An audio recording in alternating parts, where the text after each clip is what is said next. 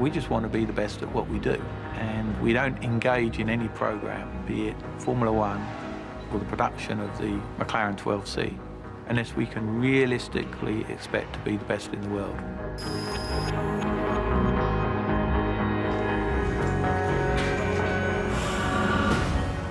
If you built a Formula One car and you wanted it to go as quick as it possibly could, with massive amounts of horsepower, these are the trick bits you'd put on a Formula One car.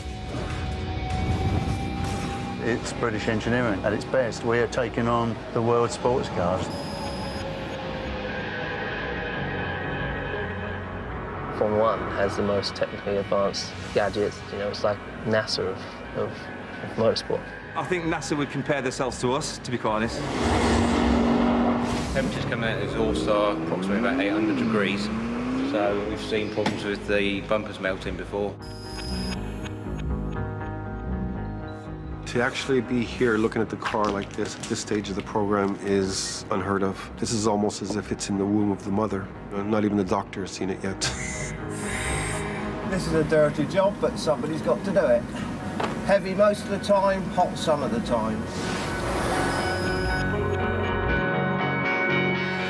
It's more than just one person's dream. This holds really the future key to 800 jobs in automotive. There's a lot riding on this working.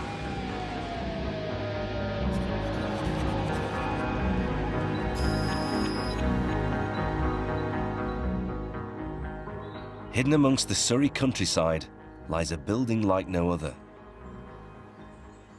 The glass and steel structure is the brainchild of both the architect and one of Britain's best automotive engineers, McLaren boss Ron Dennis. Lots of people visit this facility and sort of cross-reference to a sort of Bond film or something. I haven't quite had a stuffed white cat presented to me to stroke at my desk, but I mean, those comparisons have been drawn.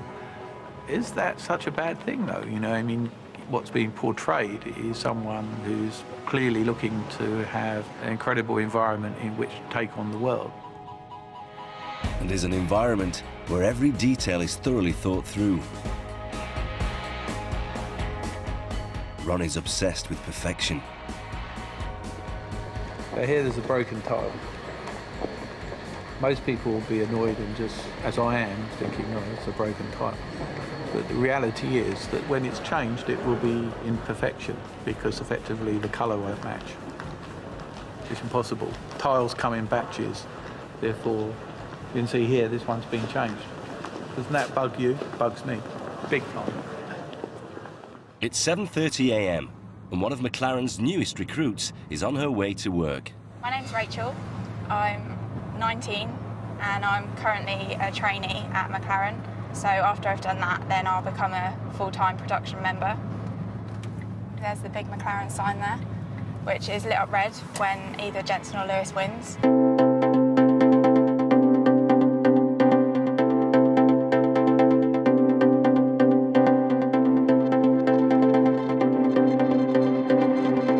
You can't really see anything until you get back up inside the building.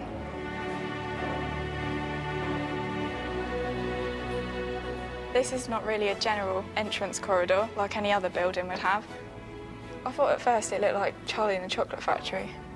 You know, when they've got that massive white door that just goes into nowhere. There's no question in my mind that you are being mentally decluttered, and it's a cleansing experience. You are stimulated by the whiteness. I think there's a slightly sterile feel, but it's a small price to pay for someone coming into the building and then having the impact of all the colour that comes as a result of the products that we make. Comfy trainers off, big clumpy work boots on. Not really a girly type shoe, but have to put up with it. It really is a maze, it's unbelievable. Unless you know where you're going, you'll definitely get lost. If you look at these two sides, you can see that side is exactly the same as that side. It's very easy to look at things in this building and suddenly question what anal mind is behind it and what is the thinking behind it. Of course, it's very apparent that it's very clean. It's less apparent that it is odourless. It is also a constant temperature. We hold the whole building within 1 degree of 22 degrees. There's no clutter in this building. Cluttered building, cluttered mind. It's the attention to detail that I'm really quite well known for. And in his search for perfection, Ron hopes the building's message can translate into McLaren's newest venture. I've worked in a few garages before, which is a lot more of a mucky environment, which I didn't really like too much. This is a much better environment to work in. You don't smell of grease. You go home cleaner than you were before you came into work. The company is branching out of Formula One, and for the first time ever, they aim to create and produce a range of road cars. I'm the privileged one that's orchestrating it, but I'm certainly not the only one. I am merely a chapter in the book. The first is the MP412C, which is being built in a special production line right next door to the company's Formula One cars. This is the production hall, where the whole car's built from start to finish. This car doesn't really look like a car at the moment. As you can see, great big hole there, where the engine will go when it's fitted. Gearbox is also attached to the engine. There is some interior, such as the dash and some of the carpet inside. You've got a lot of the wiring going on here, which obviously has to go in first. If we're moving down to this car, you've now got some brake discs and calipers on it. These are the carbon ceramic brake discs. The car's now looking more like a car. And it opens this way. Move around to the front, you can also see that the bonnet's on and the front side panels are also on. This new venture is a big risk. The company has already invested nearly £800 million into what is a very competitive and established industry. It's great for engineering within the UK. To have a real brand that's exciting can really take the fight to a lot of brands around the world and supercars around the world. At £168,500 each, the new car is clearly aiming at high-end luxury customers. Customers who just might want a piece of Formula One engineering for themselves.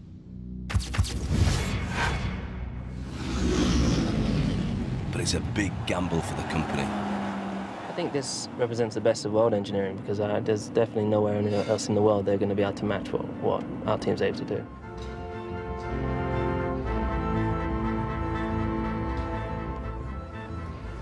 At this end of the building, we have the Formula One team with all the inherent technologies that are needed to support it. Here are the cars that were racing just 2 days ago. Engineering innovations from over 50 years of experience have often placed McLaren on the winning podium. But Ron knows he'll have to enjoy the same success with his new venture if it's to pay off. I've never really embraced coming second. I've always considered coming second as being the first of the losers. Formula One technology means the company builds some of the fastest and most sophisticated cars in the world. But mass producing this car is going to be a whole new ballgame.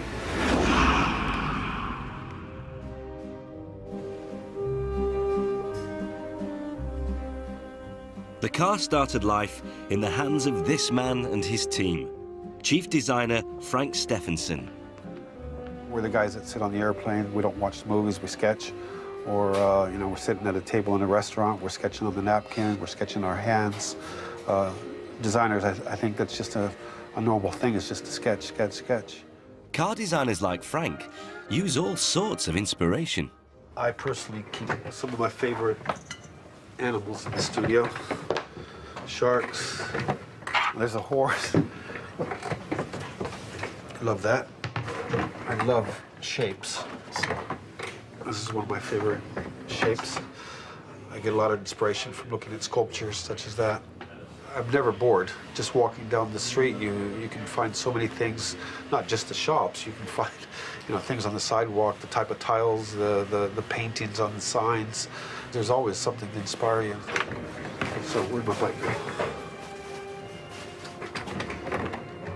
So my big interest since I was a kid was motorcycles. So this just keeps me inspired because I look at it and think, if I had done it, I probably would have ended up with something quite a bit different than that. I love that guy. That's what inspires. You think we're kids because we're allowed to have these toys in front of us. Well, that's the nature of any designer. You'll find that they have a toy shop around them. The Fokker DR1, this is my favorite plane. Good morning, Mark. Hi, Frank. And Frank's inspiration doesn't stop with his toys. mean, if you look at the animal kingdom, you'll see a lot of animals that are built for speed. None of them have fat on them. They're all shrink-wrapped. I mean, you can really relate to all the energy being coiled over the rear wheels, especially because that's the driving part of our car in the back. As an animal or a cheetah, whatever, they're driving off the rear legs most of the time. And you get the undulations of the skin and the muscles actually pushing through. That's an element that we're starting to find, starting to actually bring into the design. Animals that have gone through hundreds of thousands of years of evolution are still around, still look extremely beautiful. Nobody says, you know, that a cheetah doesn't look beautiful. You know, it's an optimized design of what works, and therein lies the beauty of perfected design. While computers help Frank conceptualize his designs, it's vital for him to bring his computer images to life, something he can physically touch. Good. Now I'm taking you into the design studio. It's probably the most restricted area in the McLaren Technology Center. Very rare that people come in here, even within McLaren itself. So what I'll show you is what we actually do in here. And when you come in, you'll notice there's a very sticky pad here. That collects anything that's on your feet. So we have a very, very clean area here to work in. What you're going to see is the clay model. And contrary to popular belief, it's actually done by people who build it by hand. So mostly they're like trained sculptors who are very, very efficient at creating a physical object from a sketch, and they're masters at what they do. McLaren are incredibly secretive when it comes to showing off their clay designs, because they are constantly experimenting with the finer shapes and contours for their cars. To actually be here looking at the car like this is unheard of. We don't let anybody in. I mean, for us, it's a joy to come in and see the baby sort of being developed. This is almost as if it's in the womb of the mother. The advantage of clay, it's been around for the whole history of car design, is because you can actually put it on the model, and then if you put too much on, you can take it off. If you need more, you can put it on. It's almost a labor of love. I mean, you have to actually get very close to the model and feel how the transition from a hard radius goes to a softer radius. We can't do that on a computer screen. I mean, it's almost as if you can design the car blind. You don't have to see it, you have to feel it. And by feeling it, you feel if it's right or if it's not right.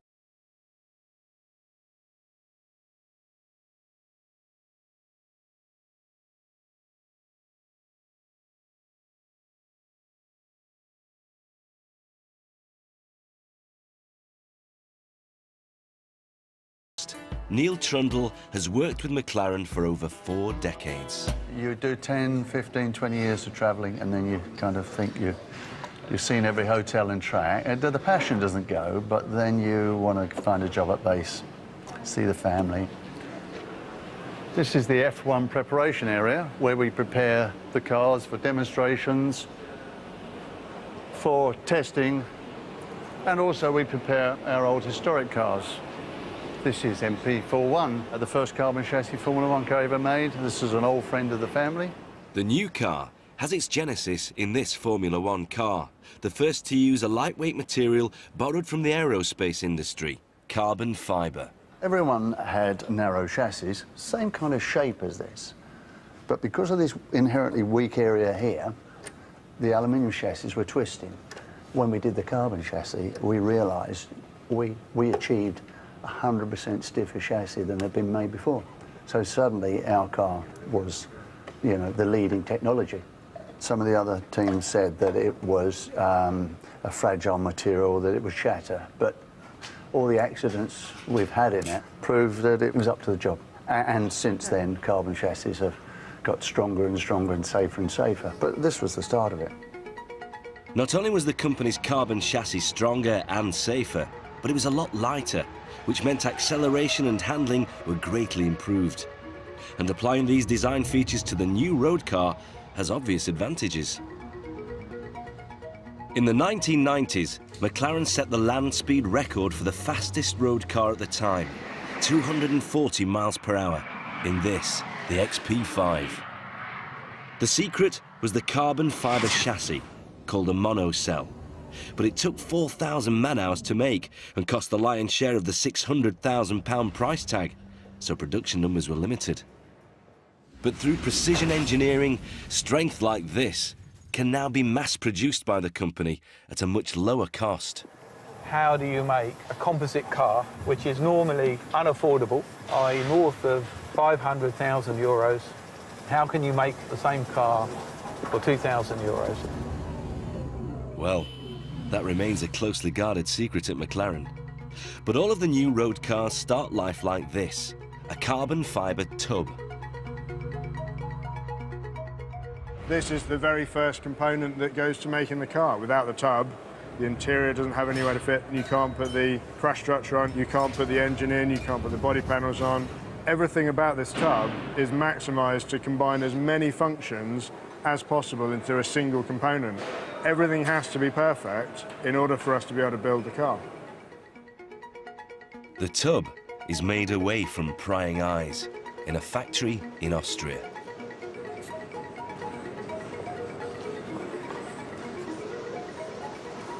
Now what I have here is a biax material, which means that on one side you have fibres running that way, and on the other side you have fibres running that way. And that's held together by the stitching that you can see here. Now, by layering this up in different ways, by using the triax material and the biax material, we can orientate the strength in the direction that we want it without adding additional weight. Pieces of carbon fibre are layered until they form the correct shape.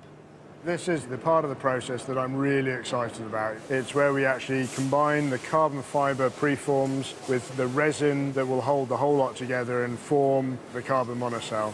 So we have three different areas of this system. We have the preform loading section, which is what you can see behind me.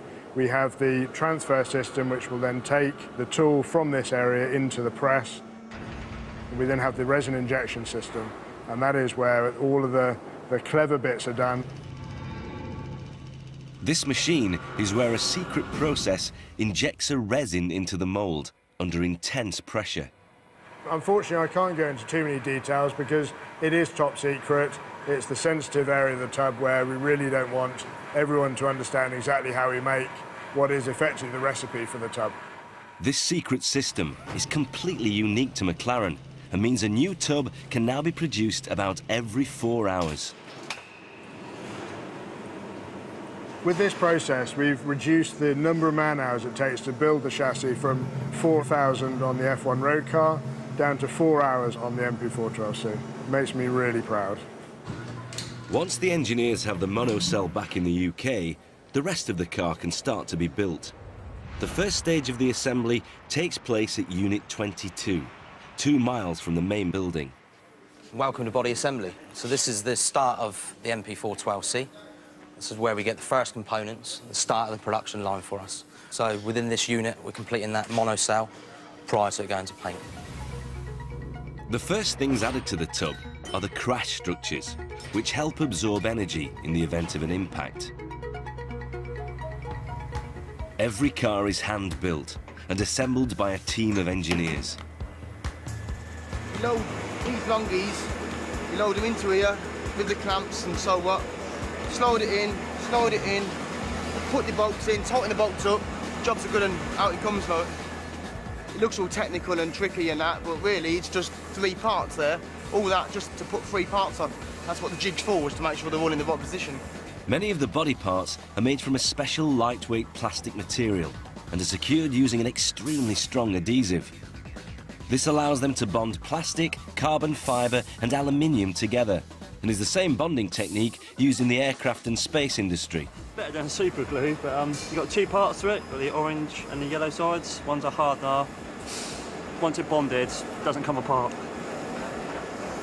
Once you've applied all the adhesive, then you've got to put the parts into the jig. You line it up on these 2 holes here, just line up on these 2 pins here. And then you put that in, pull the clamp round, and locks it into place. With the body panels attached, the car is moved from jig to jig, where the various other parts are fitted into place. It's like a big airfix kit, really, you know, it's a similar sort of thing, obviously a little bit more complicated. I mean, there's so many clamps and heaters, you just got to make sure they're all on.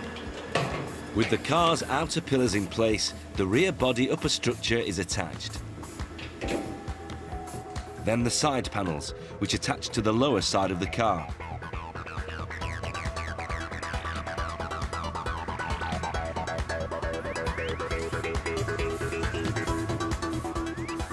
And with the rear panels fitted, the roof tops the list, and the body is complete.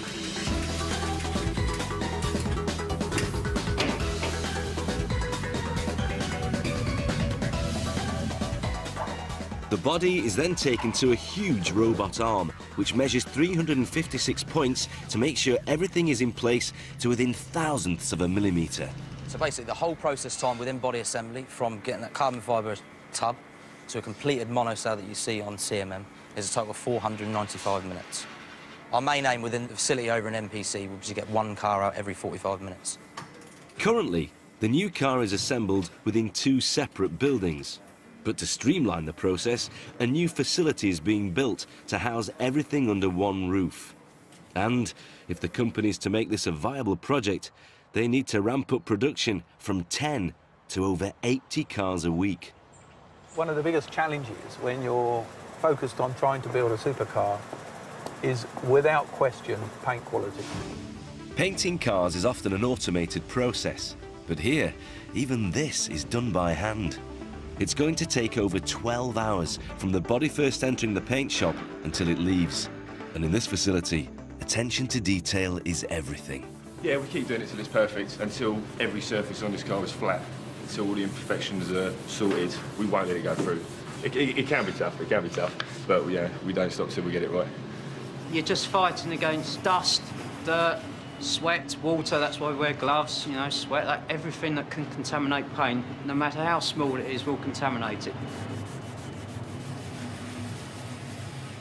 We all take a lot of pride in making sure it is perfect, and some, you know. After a day's work, you can't wait to jump in the shower or bath, definitely. Plenty of deodorant, but the correct stuff, because some deodorants can contaminate the paintwork, so... Some hair gels do affect the paint as well, but with some people, I don't have to worry about that. No, I don't have to worry about that, no. Thank you, John.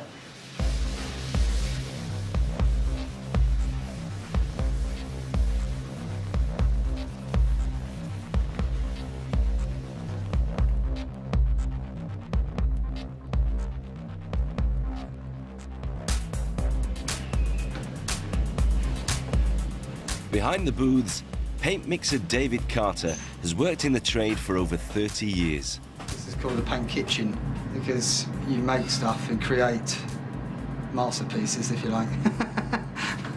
Different tinters and ceramics, metallics, straight colours, reds, greens, to make all colours of the rainbow and sun. So I would imagine with these tinters we can reproduce any colour that you could ever imagine. Today, Dave is hand mixing Volcano Orange. Gently stir it in, try not to splash any out or onto the side. And obviously with the special colours, the extra sparkle as well. Sometimes it may just sit on the bottom there. And using a clear cup, you can see those last bits in there. You don't want to get to a point where you pour it out and half the ingredients are still stuck to the side of the bottom. But before the paint goes on, there's one last job to do.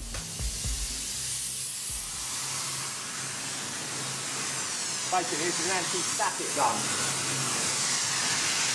So we pass it over the vehicle and it takes away the static electricity, which again draws particles to the body and will end up as dirt inclusion. Finally, the paint can be applied. This is a pressure pot system where all the paint is in a pot at the front there. The pot is charged and then paint is fed through the line at a constant rate. Okay.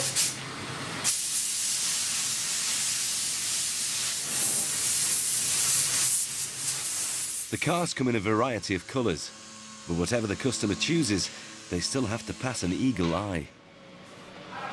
No, my name's Claude, but my nickname within the business is either Hawkeye or the Master. If I see something, I have to pull it up. I just can't leave it. I am fussy. I have to be with these sort of jobs. You know, customers looking for perfection, and I have to deliver that. I'm looking through the centre of the door. I'm looking basically for flat marks, which will be where I've actually DA'd the panel. I'm just going to look through there to see if the actual panel is uniform all the way through.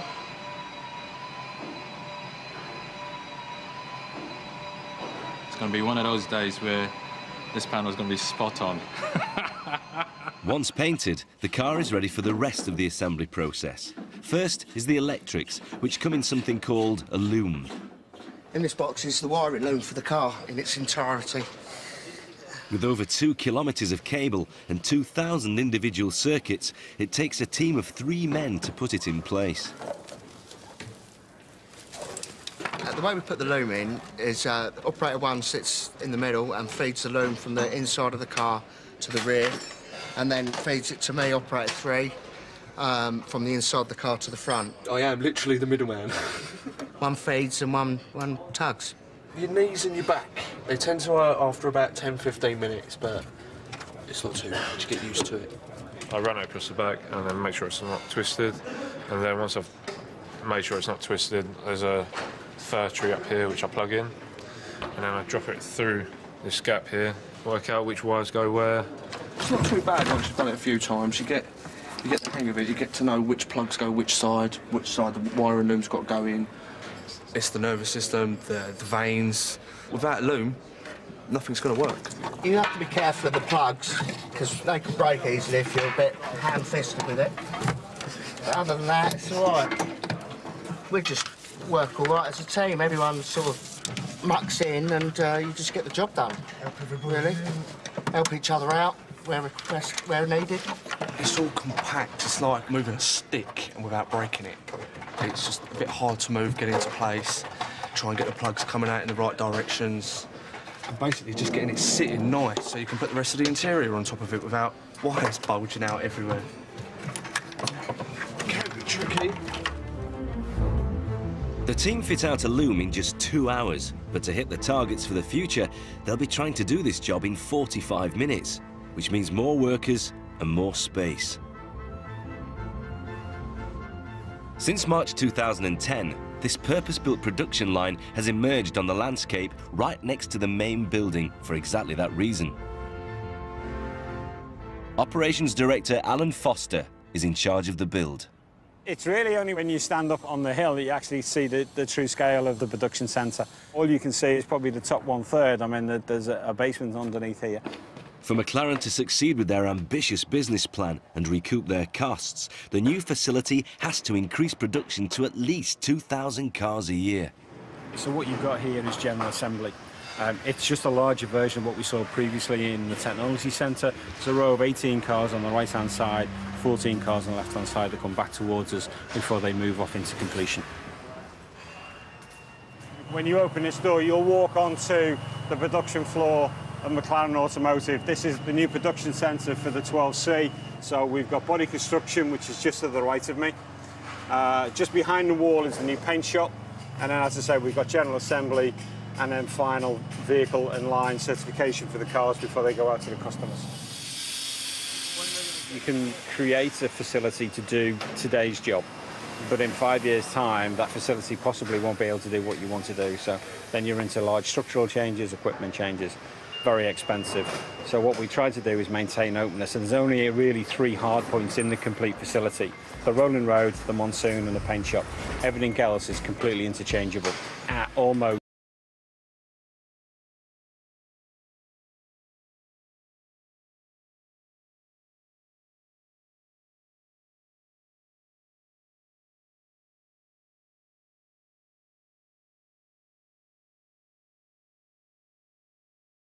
innovative ideas over the years.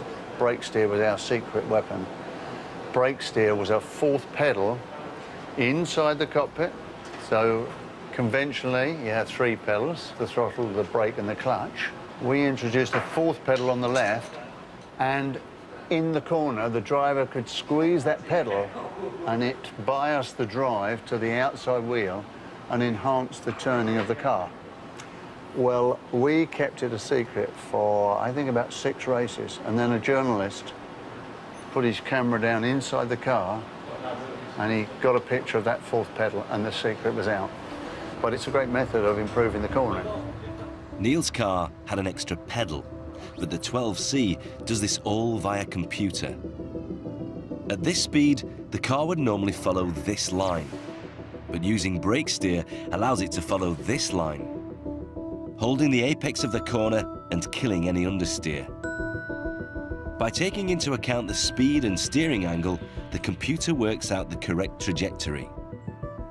Located in the front luggage compartment, it sends a signal to the inside rear brake when cornering, allowing the car to effectively pivot around the desired path. So all you feel is like someone's grabbed hold of a pole on the inside of the corner and you're swinging around it, so it just buys you massive cornering performance without having to compromise high-speed stability, and so we've got the best of both worlds. But it's not just the brake steer that helps with handling. The braking system on the 12C means it can come to a complete stop from 124 miles an hour in just 5 seconds. Making sure the car will stop quickly and safely is a big responsibility, and today it falls to trainee Rachel, who's about to fit the brakes.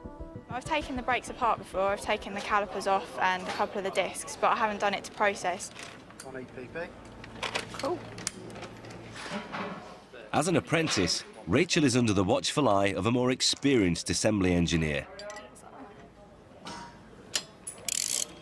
The torque values are all set for each bolt and for whatever material it's going into. It just ensures that it's not going to come undone and it's at the highest tightness sort of thing that the car can go for. And now it's going to be checked by the quality engineers.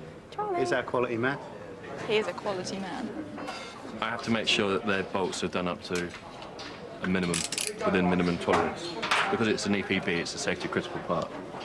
The parking brake has to be doubly checked just to ensure that it is at the right torque. 354, all good. Cool. Yeah, that's probably about the size of the wheel of my car, let alone just the disc. The disc has to sit completely flush on the hub, otherwise it can cause juddering when the car's braking. You want to stop pretty quickly from 150, so you don't want it juddering when you're trying to stop. It's all done hydraulically, so the fluid comes in here, and when you put your foot on the brake pedal, pushes the fluid round the system, and then that will push the piston closed, which will clamp the 2 pads onto the disc. That's sort of a quick explanation, really. Just make sure the holes are lined up with the disc before you start. And the bolt in. That's it, yeah.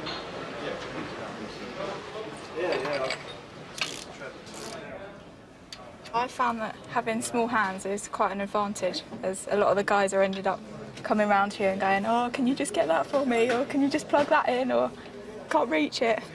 So it's quite good in that respect. Yeah, I worked my way up through apprenticeship, and then it's nice to see young people like Rachel coming through and really doing good stuff, you know, and it'd be nice to see them work their way up as well. Doing the brakes on the car is quite tricky. You've got to make sure everything's aligned and sitting right on the car, and she does it perfectly, really. Hopefully when I've worked out how to do it today, I'll be a lot more confident in changing any of the brakes, and it'll be a lot easier when a job comes in. Hopefully get it done a lot quicker. That's job done for the brakes. While McLaren have been adapting their F1 technology for many things, it's different for the engine. The car's 3.8-litre twin-turbo V8 is the first engine the company has ever designed themselves. A V8 is basically 2 4-stroke engines bolted together with a single crank. A 4-stroke engine works by allowing air and fuel to mix in the cylinder. At the first stroke, a vacuum is created. At the second stroke, all valves close, allowing the pistons to compress the air and fuel mixture, ready for detonation by the spark plug. The explosion forces the piston down, transferring its energy to the crankshaft, which in turn powers the flywheel, the gears, and the wheels. The last upward movement of the piston forces open the exhaust valve, releasing used gases. The pistons are just one of the 1,100 handmade parts in the engine, and they're made at a specialist factory in Basingstoke. It's the job of Sean Ward to turn these blocks of aluminium called billets into pistons. I've only been in engineering 10.5 years. Before that, I spent 9 years as a lorry driver, and before that, I was 12 years serving King and Queen and Country, I should say, not King and Country. I'm not that old. The lube we use is a graphite-based lube, sprayed on with a carrier, which is a GTX. The billet is first heated to 460 degrees C, or gas mark 21, to make the alloy malleable enough for Sean to forge. And the lube we use to paint on the brush is also graphite based, and it just stops everything from sticking onto the tool. The hydraulic forge press has squeezed up with the equivalent weight of 88 elephants onto the preheated aluminium billet, creating the basic shape of the underside of the piston. Quick visual check, yep, everything's okay. It's like baking a cake, this job. You've got to get the temperatures right, you've got to get the ingredients right, otherwise you don't get no cake. In here, we have enough pistons for 29 engines with a few left over. So this week, I've produced enough pistons for 60 cars. I don't normally look at it in that perspective, so I'm quite chuffed with that. But when production ramps up in the new building, Sean will need to build nearly double the amount of pistons. Basically, this is the what we call the 600 oven. It's the main heat treat quench oven. When I can get it through the gate. It's a bit of a tight squeeze and they're quite heavy. To optimise the piston's basic metallic structure, the forgings are cooked again at 485 degrees C for 10 hours. The parts are then dropped into a secret solution. This type of alloy increases in strength as it cools. Then they're cleaned through an acid line, removing the graphite lubricant that was used in the forging process. It can burn you, so it's best to wear your apron, long gloves and the visor. They're placed in acid for 4 minutes and then washed off before they go into another of Sean's special solutions. In here we have tiger juice. Put it this way, if I was to put some on the concrete, we'd see bubbling and it would disappear down towards the centre of the earth. It is like wash it up, but don't tell the wife. Otherwise she'll have me doing it at home as well. As you can see, before acid, after acid. Now we come to the fun bit. Pushing this into the aging oven, something you have to put your back into.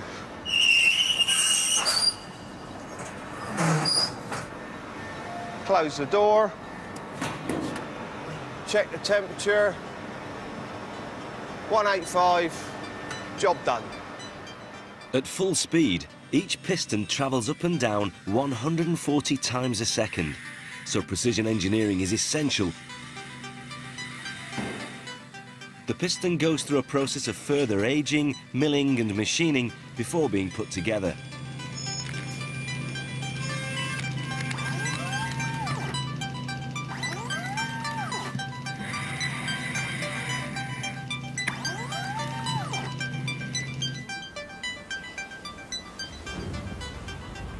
So this is where we actually put the piston together with the piston rings, gudgeon pin and all the pins that go with it. And this is ready just to be packed up in the packaging and actually sent to the engine builder. So we have a full set of engine pistons and a set of engine liners. The engine liner will go in the block, the piston will get connected and then assembled together. And then that basically is what you've got, the heart of a supercar. Then you turn the key, 170 miles an hour and away you go.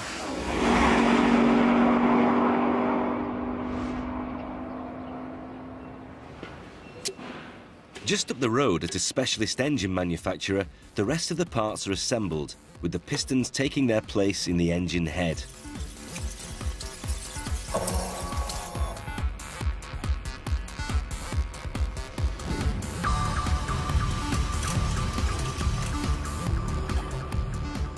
But this company doesn't just build the engine, they also create what it will actually sound like. My name's Matt Maunder. My job is basically to make cars go vroom vroom as nicely as possible. That's my job. You might think the sound of the engine is just a byproduct of the moving mechanical parts, but it's actually been designed by an engineer. If you've paid extra money for a sports car, you really want to have something that's going to make the hairs on the back of your neck stand up, a bit more vroom vroom. And when it comes to how a car should sound, this man is obsessed. This is the Ricardo car park. We're going to have a look round, see what cars we can see. That's a Japanese car. That's probably pretty quiet, I should think, that one. BMW, that'll be tuned up for the American market a little bit more rumbly. That's a Lotus Esprit, isn't it? I think that's a turbo engine. And yeah, they're pretty much a high-speed European-style screamer, that one. And they're all four-cylinder cars, and they're all a bit dull. British people definitely like a bit more exhaust sound coming out of their car. I guess it's kind of throwback to sort of the motor racing history that we've got in this country. Yeah, Americans tend to like more of a burbly V8 sound. Italian cars tend to be a bit kind of shiny, pointy-shoed, you know, and a bit girly sometimes, but they kind of squeal beautifully, I think that's what Italian cars do. Japanese don't seem to care about the sound of their cars, so they're quite happy to have something that's just quiet and innocuous. I mean, there's a Honda there, but maybe they're too polite to have a raunchy car sound. That's what it is. We did a study that showed that sound made up basically half of the feeling of sportiness. You know? So part of it is the feeling of acceleration being pushed back into the chair, but the other part is the oral onslaught you get coming to your ears from the engine. McLaren's brief was concise. They wanted it to sound really extreme as a sports car, in fact. So first part of the work we did actually was to try and find out what that meant. So we got here the sort of the most boring sounds. So McLaren thought this one was dull, normal and weak, no character, like a Kylie Minogue pop tune, you know. And then this one is the kind of Kanye West, very well produced, smooth, precise, pleasant. I quite like that one. Whereas this one is a bit more extreme, you know, a bit more rough around the edges, a bit of a Dizzy Rascal, that one. Welcome to the least echoey room in the world. Basically, these wedges are made out of absorbent foam, and they actually absorb the sound. But because of the shape of the wedges, as the sound comes in, it bounces further into the cracks. So it also hits the foam multiple times and never comes out again. That's the idea. Which is the same effect as you would get if you're outside on an open field, where the sound just travels away and there's nothing to reflect it back again towards you. And that's why it sounds a bit strange. So this is our workhorse car, which we've been using for the development of the sound of the car. The business end is at the back, of course. The 12C has a relatively small 3.8-litre engine. To get the power associated with a supercar, engineers have bolted on twin turbochargers, which force more air into the cylinders, creating an even higher combustion level. The turbocharger actually cuts down a lot of the sound that comes out of the exhaust pipes, which isn't really good for a sports car. We want to have as much noise as we can coming out of there and tune to a nice sound as well. So one of the key things we've had to do on this car is to tune the exhaust system to match up with the turbochargers so that we can get the right kind of sound out of the back of the car. The engine is like the breathing, spitting heart of the car, and then it's got two saxophones on the back of it. And by tuning the exhaust system to get the right kind of mixing between the different cylinders, that gives us the Metallica sound that we were looking for earlier on.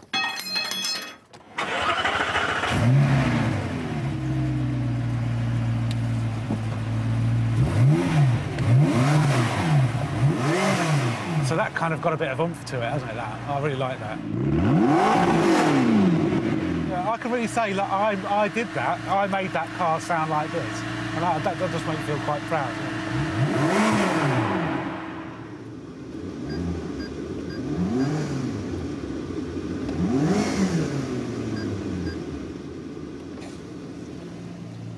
How do you feel the sound is?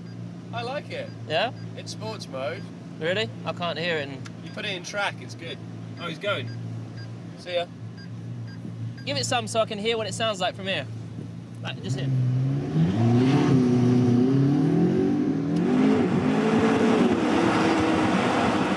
Okay, we're on the runway. It's slippery as hell. 4,000 RPM now. And now I'm dumping.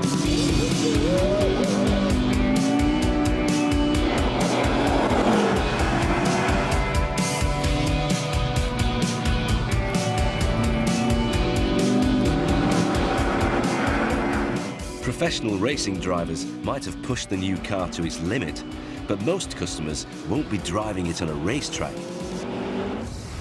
It's a road car, so how it handles on different surfaces all around the world is a top priority.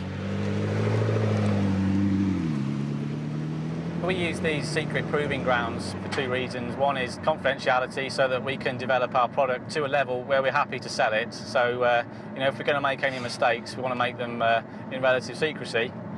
The second reason that we come to proving grounds is that you can pretty much do within reason what you want with the car in terms of speeds and how fast you go around corners, and obviously you can't do that on the public road.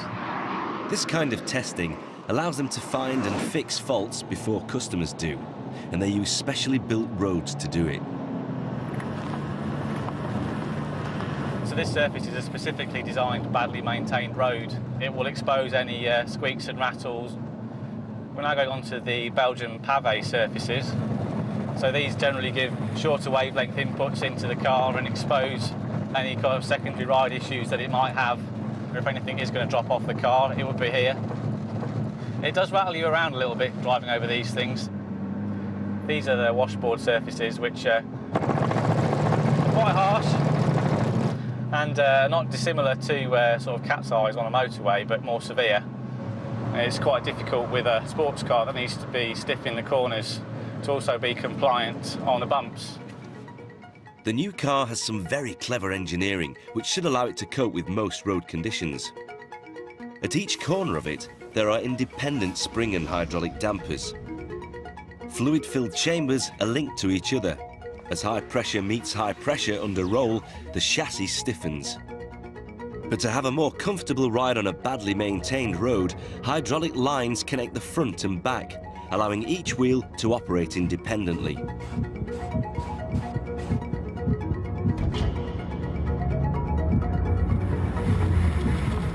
The car has got a number of discrete suspension settings which allow it to become moderately firm on rough surfaces, but at the flick of a switch you can turn it into something that's also very responsive on racetrack kind of environments. So Jack and Hyde, I think, is probably the best description you can give. The team work with a fleet of over 50 prototypes, and one of the oldest is maintained by engineers like Richard Yeo. It's a workhorse basically, so it's just kept running, patched up, and does its job.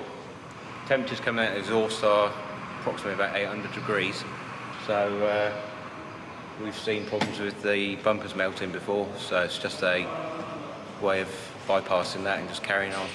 When the team discover problems like the melting bumpers, tweaks and adjustments can be fed back to base to fix them. This car does look proper Mad Max, but I can assure you all the equipment in the car is top-notch and is the highest spec that you can get. As you can see, it's quite different to a production car that you would see on the line. We run quite a lot of data logging, 2 screens here so the driver can see everything that's going on with the engine, and also all these switches here are bespoke to nearly all the test cars. So you have here fire extinguisher armed, engine kill, battery kill, and this will be for just recording their laps during the durability cycle. And on the rear shelf is where the data logging computer normally sits. Having worked on this project for nearly 5 years, Richard has become rather attached to this prototype. Yes, my baby. I've worked with it for a long time now. What will happen to it eventually? It's going to get crushed. Yeah, it will die eventually, this car. Although it keeps refusing to. The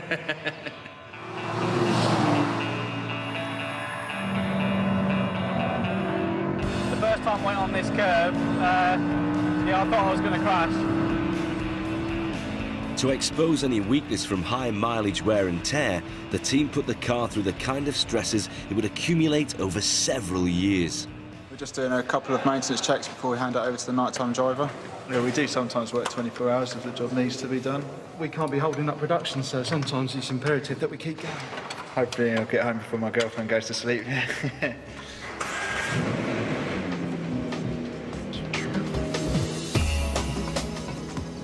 The testing program is not a 9-to-5 job.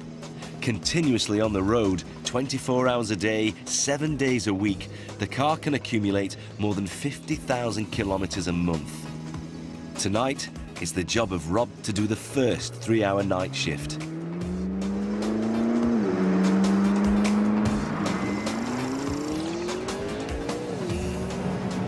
If we ran just during the day, we get half the amount done, and in such a short period of time, we've managed to gain a lot of information. I suppose a lot of us are just a bit frustrated Formula One drivers. Didn't get that opportunity, so we'll keep on pushing and pretending. Tests like this are the only way McLaren can know how the car will last during its lifetime. Back at the assembly line, the new cars are about to have their engines fitted. To save on weight and space, the engine and all its ancillaries have been packed extremely tight. The assembly engineers must take utmost care when bringing the car down, guiding everything into place and making sure nothing clashes. Bolts are put in underneath the frame and the engine is fixed in place. On other stations, the interiors, final body panels and wheels are also fitted.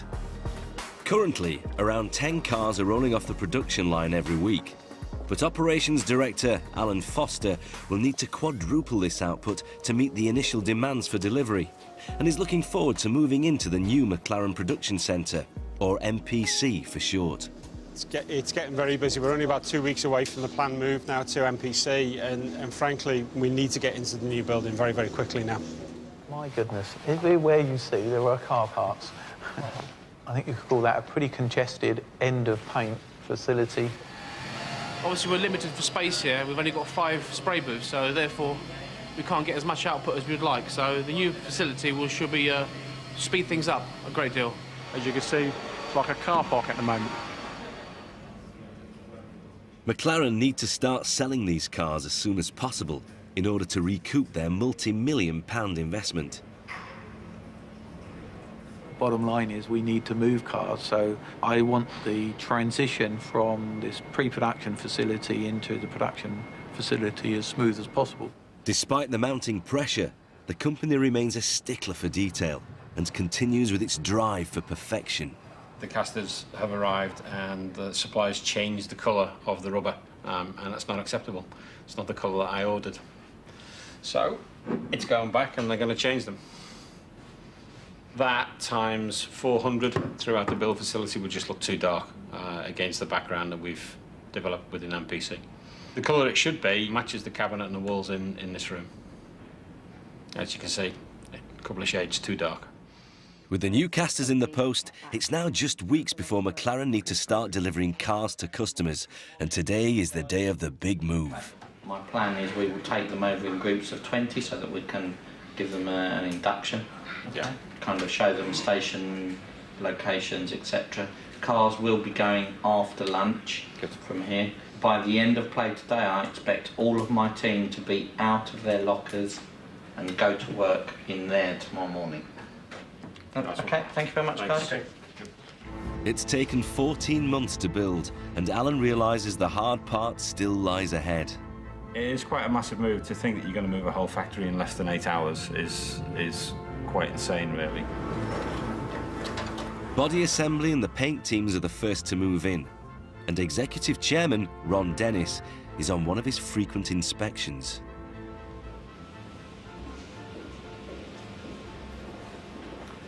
What we have here is our assembly hall for the 12-seat, rapidly nearing completion.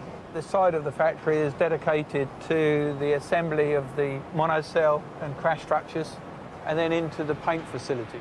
In the old building, 5 booths painting body parts meant around 3 cars a day could be finished. But in the new facility, this can be increased tenfold. The whole objective of having the level of detail that we strive for is to get the perfection in the finished product. It's sort of like a second home to me.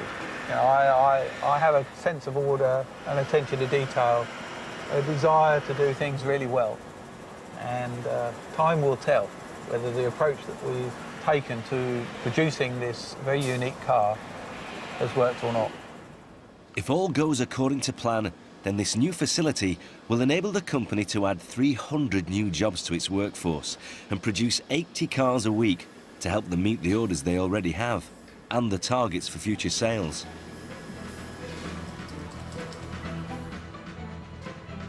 But now it's time to unveil the new car at the new dealership in London's Knightsbridge. In the end, I think it's all about selling cars to real people, and this is where it starts. I think it looks fantastic. It looks absolutely amazing. It's a big night. We've been looking forward to this for a long, long time. Personally, it's like going to the hospital to see your baby finally being born and brought out into the daylight. I like the way how the doors open as well. It's really cool. Keep smiling. When the doors open for business, the first customer that comes through the door will be told, "I'm very sorry, it's a 2.5 year waiting list," which in this world and this market is a great thing to hear. I've ordered 3, obviously. This is the point that we've all been working for the past 4 or 5 years, so very, very, very excited. Difficult to put into words. The phrase that comes to mind is "I'm clearly in" on this one. That's when you know you've got it right, when everybody looks at it and says, you know, I wish I could have something like that. There may be glitz and glamour at the launch, but for the engineers, there's an important message to be understood. People say manufacturing's been dying a death in this country, but anything but. Manufacturing's getting busier and busier. We're a nation of inventors. We've had a long history of being the best at what we do, and basically, I'm just trying to carry it on. There comes a point where we need to share it and take it, whatever comes, be it critical or praise. It will go to the market. The first car was delivered. That is the first car. The dealers will receive all of their cars by the end of the month. We will ramp production to 4,000 a year over the course of the next 4 years. We are going to be criticised, but I can tell you we are going to succeed. Thank you very much. With the creation of their new car and the facility it's built in, McLaren know the stakes are high. The place is so big, it's amazing. I can't believe how clean and white and sparkling, brand new everything is. I said to one of the guys today, you know, if you went down to the hospital down the road with your arm cold, you'd rather be in here having it tended to than down there. I made that car sound like this, and that just makes me feel quite proud. You'll see it driving down the road and everyone's going to be like, yeah, my friend Terry fitted that car. We've made cars in Britain for decades, and although some argue we have passed our heyday, taken as a whole, the automotive industry still accounts for around 10% of all UK exports in a highly competitive international market. You can feel the passion in this place. There's people that have been here a long time, and we're not just here for the money. McLaren's new car may be the latest, but it certainly won't be the last.